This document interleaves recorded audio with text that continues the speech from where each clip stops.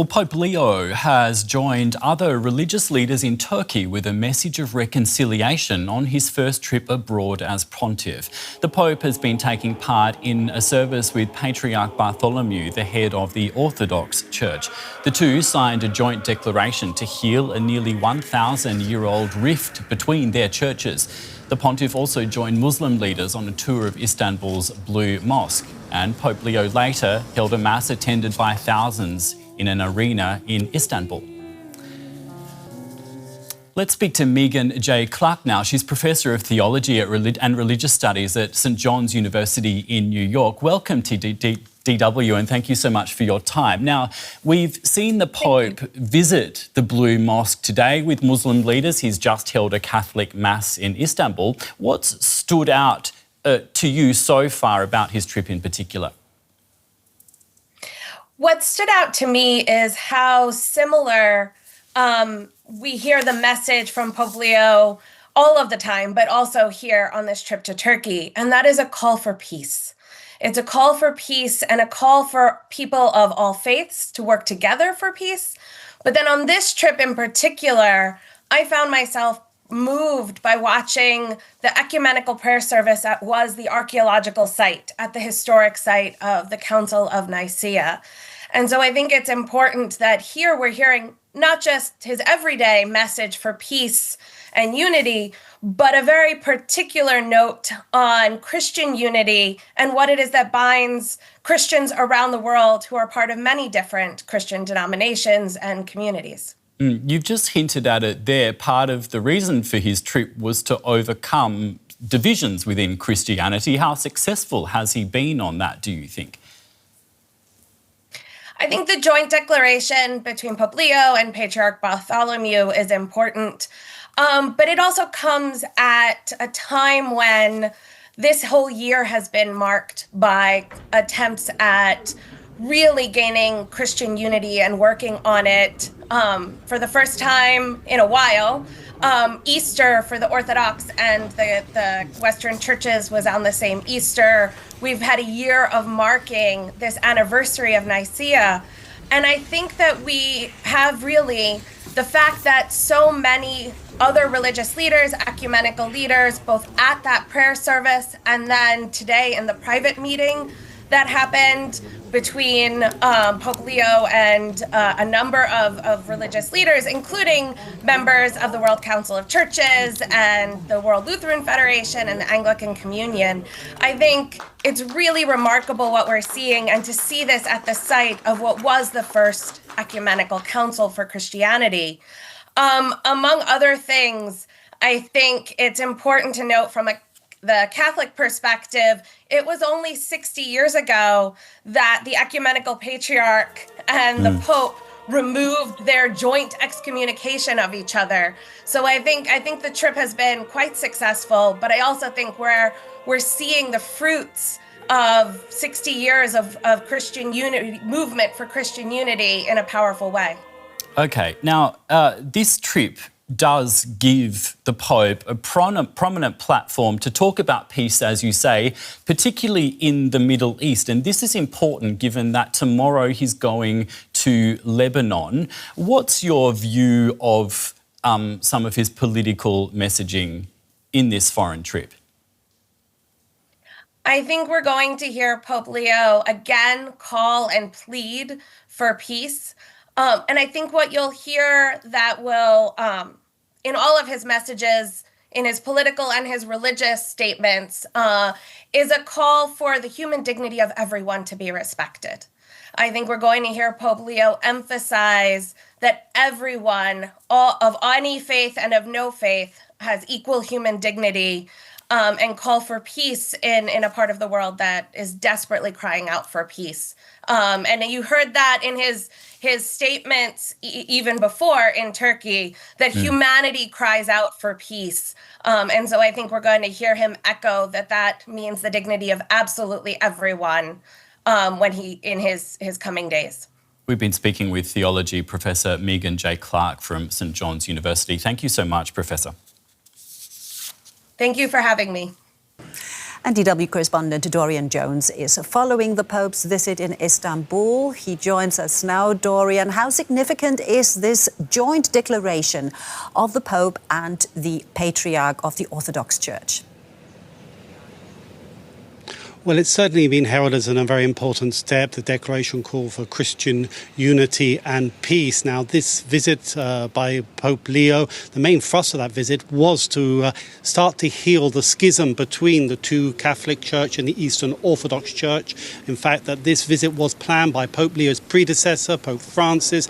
It was a major part of his papacy to bring these two churches together, and Pope Leo very much has picked up on this task of bringing the two churches together, and we've heard statements of working towards unity. Yesterday, Pope Leo's called it a scandal that there is a division between the Christian churches. Similar strong message was given by the ecumenical Patiarch Bartholomew, who said that unity brings more power for the Christians. So I think that there is this recognition on both sides that they need to work together to bring these two churches together. But the differences are very large, and particularly centred on the primacy of the Pope, and that will be a major task to overcome. But this will take time. But this meeting is seen as an important step forward in working to, if not end the differences, certainly bring the differences, reduce them in scale, and those will be the theme of the talks that will continue today and also tomorrow. So how does Pope Leo's visit to Turkey reflect on Patriarch Bartholomew domestically? I think it's very important for the ecumenical Patriarch Bartholomew. His status as being the spiritual leader of the Eastern Orthodox Church is not recognised by the Turkish state. They only recognise him as being the leader of Orthodox Christians inside Turkey. So there's always been this tension. And also the Bartholomew has been working very hard for the reopening of a very important seminary school just behind me on the islands outside Istanbul. That has been closed since the 1970s, and that has been a lifelong struggle of the Patriarch Bartholomew to get that school reopened.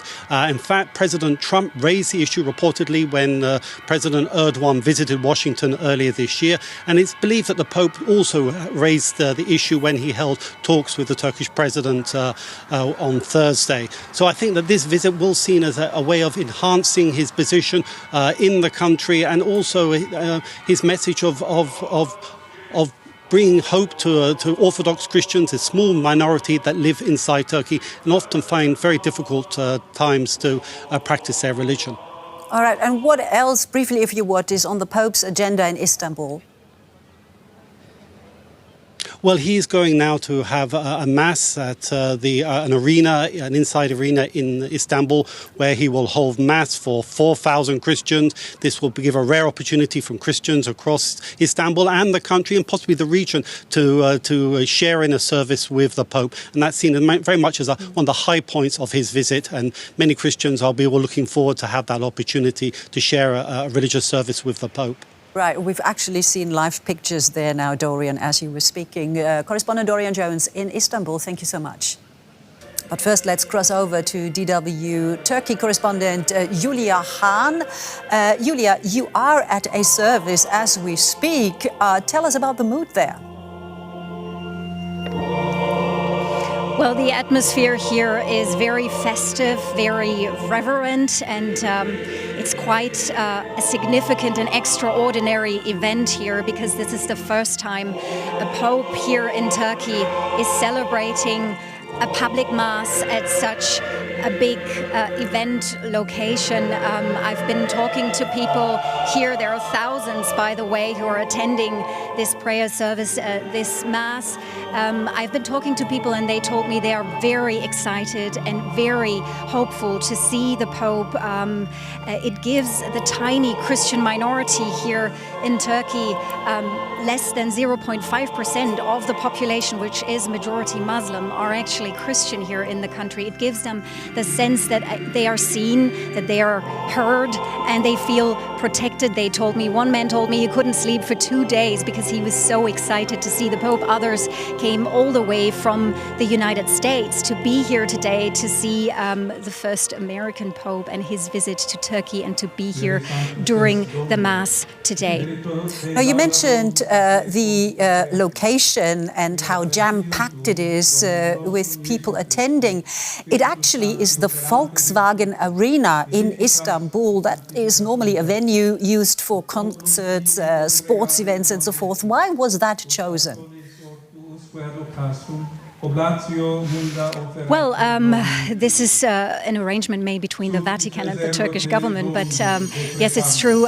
Leo is the 5th Pope to visit Turkey since the 1960s. But he's the first Pope who can hold a public Catholic Mass at such a location. The estimates are that there are at least some 4,000 Catholics here, additional people, diplomats, Turkish officials as well. So this is a significant event. But I should also tell you a bit about the message the Pope has been trying to send here today. I think it was a message about unity overall, unity among Catholics, but also unity among Christians of different denominations. I think the entire trip has a strong focus on sending a signal of rapprochement between the Catholic and the Orthodox churches, but also unity with people who are not of Christian belief, Muslims in particular. The Pope visited the Sultan Ahmed Mosque here in Istanbul earlier today, one of Turkey's most important mosques. And yeah, that was a gesture of Christian-Muslim dialogue, a gesture of respect. And I think that also means a lot to people here. All right, DW Turkey correspondent Julia Hahn there, currently reporting from a service that's going on live there in Istanbul with Pope Leo. Julia, thank you so very much.